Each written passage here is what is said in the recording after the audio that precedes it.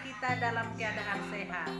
Nah, kali ini bertemu kembali dengan saya, Ibu Teti Damani, dalam pembelajaran IPA.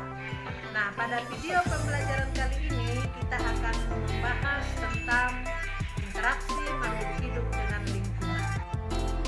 Sub pokok bahasan yang kita bahas dalam interaksi makhluk hidup dengan lingkungan pada video kali ini adalah tentang interaksi antar komponen biotik. Interaksi antar komponen biotik bisa berupa peristiwa makan dan dimakan. Kemudian nanti ada yang disebut dengan simbiosis, predasi, kompetisi, dan netralisme. Nah, yang bagian pertama yaitu peristiwa makan dan dimakan itu sudah kita bahas pada pembelajaran sebelumnya. Maka pada video kali ini kita akan melanjutkan kepada simbiosis, predasi, kompetisi, dan netralisme. Nah, kita masuki bagian simbiosis. Kita perhatikan dulu gambar berikut. Di sana ditampilkan ada gambar bunga dengan kupu-kupu. Lebah dengan bunga itu merupakan contoh simbiosis. Jadi, apa yang dimaksud dengan simbiosis? Kali ini yaitu tentang simbiosis. Nah, coba diperhatikan. Simbiosis adalah interaksi yang erat antara dua organisme dalam suatu ekosistem, di mana simbiosis tersebut bisa dibedakan menjadi 3 jenis. Yang pertama disebut dengan simbiosis mutualisme. Nah, tentu di antara kalian masih ingat apa yang dimaksud dengan simbiosis mutualisme. Simbiosis mutualisme adalah interaksi antara dua komponen biotik yang saling menguntungkan. Coba diperhatikan gambar-gambar berikut ini sebagai contoh dari simbiosis mutualisme. Nah, di sini ada lebah dengan bunga. Mengapa dia disebut sebagai contoh simbiosis mutualisme? Nah, tentu karena kedua organisme tersebut mendapat keuntungan. Dan keuntungan yang mereka peroleh sudah kamu pahami tentunya. Si burung jalak dan kerbau itu juga merupakan contoh simbiosis mutualisme. Dan masih banyak contoh-contoh simbiosis mutualisme yang lain. Misalnya semut rangrang dan tumbuhan. Bahkan di dalam tubuh kita sendiri juga terdapat contoh simbiosis mutualisme, yaitu hubungan antara bakteri coli yang terdapat di dalam usus besar manusia. Disebut dengan interaksi antara manusia dengan bakteri coli. Nah, itu adalah beberapa contoh dari simbiosis mutualisme. Nah, kemudian yang kedua tadi ada simbiosis komensalisme. Simbiosis komensalisme, satu untung dan satu lagi tidak rugi. Nah, yuk, masih ingat juga kan contoh-contohnya?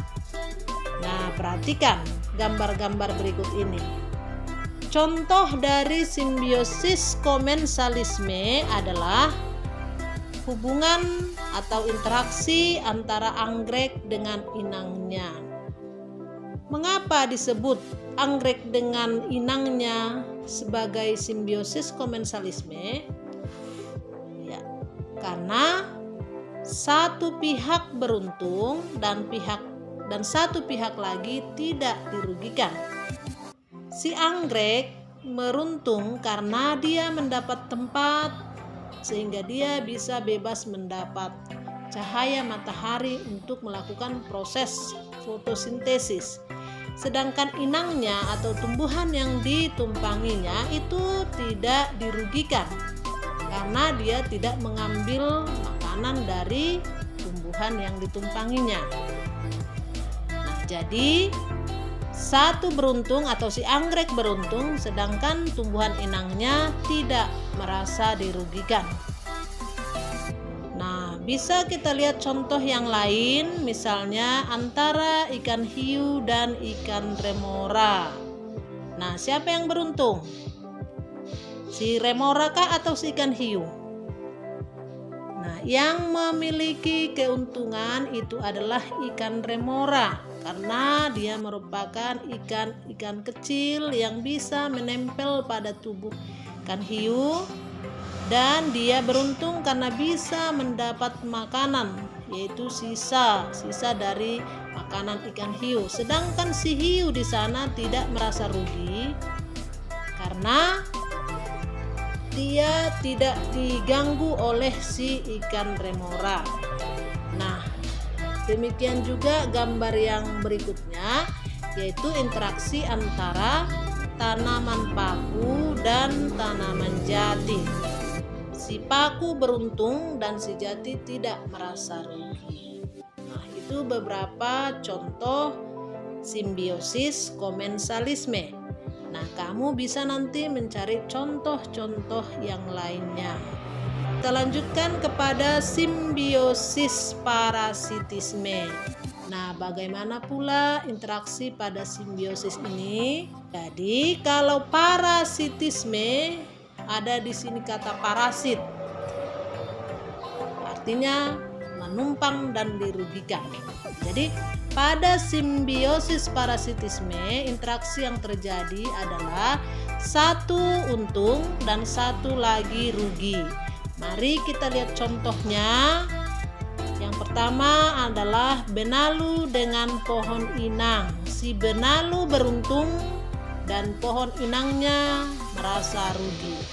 Demikian juga untuk contoh yang berikutnya, misalnya antara tumbuhan tali putri dengan tumbuhan inangnya.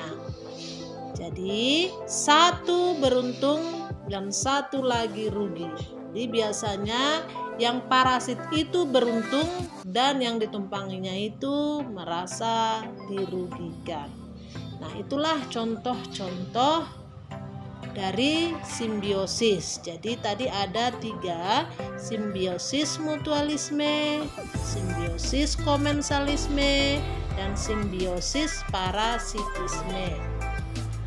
Nah, jadi yang berikutnya, contoh interaksi antara komponen biotik yang lain adalah dalam bentuk predasi. Jadi dalam predasi, satu organisme memakan organisme yang lain, yaitu hubungan antara pemangsa dengan yang dimangsa. Contohnya adalah beruang dengan ikan. Beruang di sana adalah pemangsa dan ikan yang dimangsa. Contoh yang lain misalnya ikan hiu dan ikan-ikan kecil. Tapi bukan ikan hiu dengan remora tadi ya. Ikan hiu adalah memangsa, ikan-ikan yang kecil adalah yang dimangsa. Banyak lagi bisa kita lihat di lingkungan atau di dalam ekosistem contoh-contoh yang lainnya. Kemudian yang selanjutnya, interaksi yang berikutnya adalah kompetisi. Kompetisi ini adalah bersaing, saling bersaing untuk bertahan hidup, terutama dalam hal memperoleh makanan. Nah, contohnya harimau dengan singa sama-sama bersaing untuk mendapatkan makanan. Dan yang satu lagi tadi adalah interaksi dalam bentuk netralisme atau sering disingkat dengan netral. Kalau interaksi netral ini interaksi yang tidak saling mengganggu walaupun tinggal di habitat yang sama. Misalnya bisa kita lihat di suatu ekosistem, di sana terdapat kupu-kupu dengan kerbau misalnya, si kupu-kupu dan kerbau itu tidak saling mengganggu walaupun mereka bisa hidup misalnya pada padang rumput yang sama. Ya, jadi itulah beberapa contoh dari interaksi antar komponen biotik di dalam ekosistem, atau hal ini sering disebut dengan pola interaksi organisme. Nah, jadi sampai di sini dulu penjelasan kita tentang interaksi antar komponen biotik. Nah, untuk kali ini sekian dulu video pembelajaran kita. Kita akan bertemu kembali pada pembelajaran berikutnya. Terima kasih.